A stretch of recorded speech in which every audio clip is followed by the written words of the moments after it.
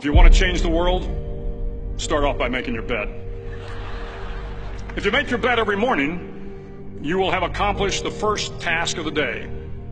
It will give you a small sense of pride, and it will encourage you to do another task, and another, and another. And by the end of the day, that one task completed will have turned into many tasks completed. Making your bed will also reinforce the fact that the little things in life matter. If you can't do the little things right, you'll never be able to do the big things right. And if by chance you have a miserable day, you will come home to a bed that is made.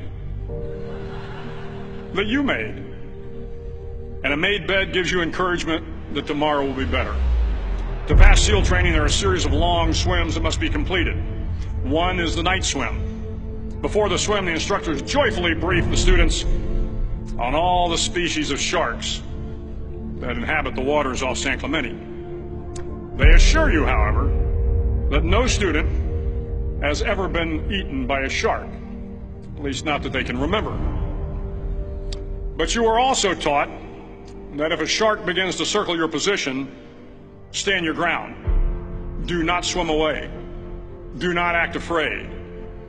And if the shark, hungry for a midnight snack, darts towards you, then summons up all your strength and punch him in the snout, and he will turn and swim away.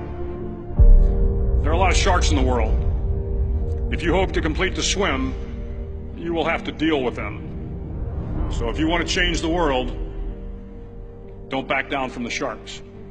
Over a few weeks of difficult training, my SEAL class, which started with 150 men, was down to just 42. There were now 6 boat crews of 7 men each. I was in the boat with the tall guys, but the best boat crew we had was made up of the little guys, the Munchkin crew, we called them. No one was over 5'5". The Munchkin boat crew had 1 American Indian, 1 African American, 1 Polish American, 1 Greek American, 1 Italian American, and 2 tough kids from the Midwest. They out-paddled, outran, and outswam all the other boat crews. The big men in the other boat crews would always make good-natured fun of the tiny little flippers the Munchkins put on their tiny little feet prior to every swim. But somehow these little guys from every corner of the nation and the world always had the last laugh, swimming faster than everyone and reaching the shore long before the rest of us. SEAL training was a great equalizer. Nothing mattered but your will to succeed, not your color, not your ethnic background, not your education, not your social status. If you want to change the world, measure a person by the size of their heart, not by the size of their flippers. The 9th week of training is referred to as Hell Week. It is 6 days of no sleep, constant physical and mental harassment, and 1 special day at the Mud Flats. The Mud Flats are an area between San Diego and Tijuana where the water runs off and creates the Tijuana Sloughs, a swampy patch of terrain where the mud will engulf you. It is on Wednesday of Hell Week that you paddle down to the mud flats and spend the next 15 hours trying to survive the freezing cold, the howling wind, and the incessant pressure to quit from the instructors. As the sun began to set that Wednesday evening, my training class, having committed some egregious infraction to rules, was ordered into the mud. The mud consumed each man till there was nothing visible but our heads. The instructors told us we could leave the mud if only 5 men would quit. Only 5 men, just 5 men, and we could get out of the oppressive cold. Looking around the mud flat, it was apparent that some students were about to give up.